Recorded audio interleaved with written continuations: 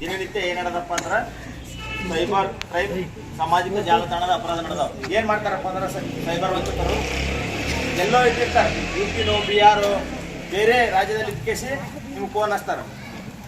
ಅಥವಾ ನೀವೇನಾದರೂ Facebook WhatsApp Instagram use ಮಾಡ್ತೀರಂದ್ರೆ ನೀವು ಫೇಸ್ಬುಕ್ನಾಗ ಫ್ರೆಂಡ್ ಆಗಿ ನಿಮ್ಮ ಗುಪ್ತ ಮಾಹಿತಿ ವೈಯಕ್ತಿಕ ಮಾಹಿತಿ ಎಲ್ಲ ತೊಗೊಂಡ್ಕೇಸಿ ಫ್ರಾಡ್ ಮಾಡ್ತಾ ಇರ್ತಾರೆ. ಮೊನ್ನೆ ಒಂದು ಘಟನೆ ಆಯ್ತು, ಇಲ್ಲೇ ಒಬ್ಬ ಹುಡುಗಿಗೆ ಫೋನ್ ಹಚ್ಚಿ ಹುಡುಗಿ ಏನು ಮಾಡ್ತಾರೆ ಡೆಲ್ಲಿದಾಗ ಅವನ್ನೆಲ್ಲ ಮಾಹಿತಿ ತೊಗೊಂಡು ಅವ್ನ ಜೊತೆ ಚಾಟ್ ಮಾಡ್ತಾರೆ. ಒಂದು 4-5 ದಿನ ಚಾಟ್ ಮಾಡೋದ್ಬೇಕ ಫ್ರೆಂಡ್ಶಿಪ್ ಆತ. ಅವ ಏನು ಮಾಡ್ತಾನೆ, ಹಾಸ್ಟೆಲ್ನಾಗ ಇರ್ತಕ್ಕಂಥ ಹುಡುಗಿ ಏನು ಮಾಡ್ತಾನೆ ಅಂದ್ರೆ ಬಟ್ಟೆ ಕಳ್ಕೊತಾನ. ಆ ಬಟ್ಟೆ ಕಳ್ಕೊಂಡೆ ಫೋನ್ನಾಗ ಆ ಹುಡುಗಿನೂ ಮಾತಾಡ್ತಾಳ, ಇವನು ಮಾತಾಡ್ತಾನ. ಆಮೇಲೆ ಆಕೆ ಏನು ಮಾಡ್ತಾನ, ಅದೆಲ್ಲ ವಿಡಿಯೋ ರೆಕಾರ್ಡ್ ಮಾಡ್ಕೊಂಡು ಅವ್ನಿಗೆ ರಿಟರ್ನ್ ಕಳಿಸ್ತಾನೆ. ಇದೇ ಇಲ್ಲೇ ಆಗ್ಯಾರ ಮನೆ.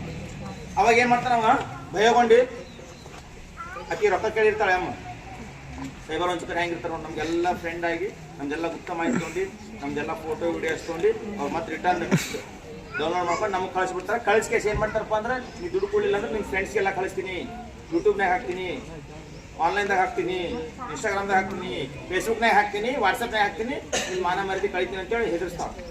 ಆ ಹುಡುಗ ಬಂದ್ಕೆ 10,000 ರೂಪಾಯಿ ಹಾಕ್ಬಿಡ್ತಾನೆ. ಆಮೇಲೆ ಮತ್ತೆ ದಿನ 20,000 ಹಾಕಂತಾರೆ. ಅವ ನನಗೆ ಫೋನ್ ಹಚ್ತಾನೆ, ನಾ ಹೋಗಿರ್ತೀನಿ, ಅವ ಹೋಗಿರ್ತಾನೆ ಊರು ಹೋಗ್ಬೇಕು. ಅವಾಗ ನಾವು ಬೈದ ಕೇಸಿ ಹಂಗಲ್ಲ ಹಿಂಗೆ ಬಾ ಅಂತೇಳಿ ಎಲ್ಲ ವಸ್ತು ಡಿಲೀಟ್ ಮಾಡಿ, ಆನ್ಲೈನ್ದೆಲ್ಲ ಡಿಲೀಟ್ ಮಾಡಿ, ಎಲ್ಲ ಅದು ಲಾಗೌಟ್ ಮಾಡಿ ಅವ್ನು ತಿಳಿಸಿ ಹೇಳಿ ಎಲ್ಲ ದುಡ್ಡು ಹಾಕ್ಬಿಡ್ದು ಹಿಂಗೆ ಮಾಡ್ತಾರೆ.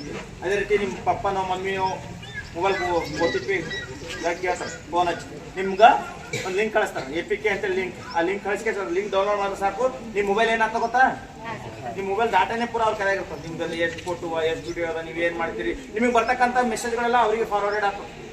ಬ್ಯಾಂಕಿನಲ್ಲಿ ಬೇರೆ ಮೆಸೇಜ್ಗಳೆಲ್ಲ ನಿಮ್ದು ಹ್ಯಾಕ್ ಆಗಿಬಿಟ್ರೆ ಮೊಬೈಲ್ ಒಂದು APK ಅಂತ ಲಿಂಕ್ ಕಳಿಸ್ತಾರೆ. ಆ ಲಿಂಕ್ ಏನಾದ್ರು ನೀವು ಟಚ್ ಮಾಡಿದ್ರೆ ಸಾಕು, ನಿಮ್ಮ ಮೊಬೈಲ್ ಹ್ಯಾಕ್ ಆಗ್ತದ, ನಿಮ್ಮ ವಾಟ್ಸಪ್ ಹ್ಯಾಕ್ ಆಗ್ತದ. ನಿಮ್ಮ ವಾಟ್ಸಪ್ ಮೂಲಕ ಇಡೀ ನಿಮ್ದು ಎಷ್ಟು ಫ್ರೆಂಡ್ಸ್ ಎಲ್ಲರಿಗೂ ಕಳಿಸ್ಬಿಡ್ತಾರ.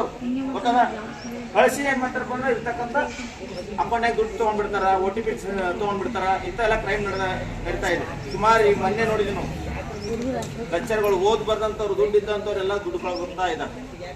ದಯಮಾಡಿ ಯಾವುದೇ ಅಪರಿಚಿತರೊಂದಿಗೆ ವಾಟ್ಸಪ್ ಅಲ್ಲಿ ಇನ್ಸ್ಟಾಗ್ರಾಮ್ ಅಲ್ಲಿ ನಾವು ಫ್ರೆಂಡ್ಶಿಪ್ ಮಾಡ್ಕೋಬಾರ್ದು. ವೈಯಕ್ತಿಕ ಮಾಹಿತಿ ಕೂಡ ಅವ್ರಿಗೆ ಕೊಡಬಾರ್ದು. ಯಾವುದೇ ಕರೆ ಮಾಡಿರ್ತಾರಲ್ಲ, ಕರೆ ಮಾಡಿದ್ರೆ ಯಾವುದೇ ಮಾಹಿತಿ ಕೊಡದೆ, ಯಾವುದೇ OTP ಸಂಖ್ಯೆ ಕೊಡದೆ, ನಮ್ದು ಆಧಾರ್ ಸಂಖ್ಯೆ, ನಮ್ಮ ಬ್ಯಾಂಕ್ ಅಕೌಂಟ್ಸ್ ಮಾಹಿತಿ ಕೊಡದೆ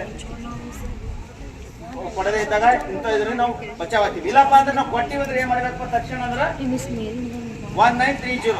1930 ಸೈಬರ್ ಹೆಲ್ಪ್ ಲೈನ್ ಇದೆ. 1930 ನೀವು ಏನಾದ್ರು ಫೋನ್ ಹಚ್ಚಿ ಹೇಳಿದ್ರೆ ಸಾಕು, ಸರ್ ನಮ್ಮ ಅಕೌಂಟ್ನಾಗ 50,000 ಹೋಗಿದ್ರೆ ಸಾಕು. ಆ ಅಕೌಂಟ್ನಿಂದ 50,000 ಹೋಗಿರ್ತಾವಲ್ಲ, 1930 ಕಂಪ್ಲೇಂಟ್ ಮಾಡ್ತಾರ. ಆನ್ಲೈನ್ ಕಂಪ್ಲೇಂಟ್ ಆಗಿ ಆ ರೊಕ್ಕ ನಿಮ್ಗೆ ತಡೆ ಹಿಡಿತಾರೆ. ಹಿಂಗಾಗಿ ಈ ಅಪರಾಧಗಳು ಬಹಳ ದಯಮಾಡಿ ಎಲ್ಲರೂ ಎಚ್ಚರಗೊಳ್ಳಬೇಕು. ಮನೆಯಲ್ಲಿ ಕೂಡ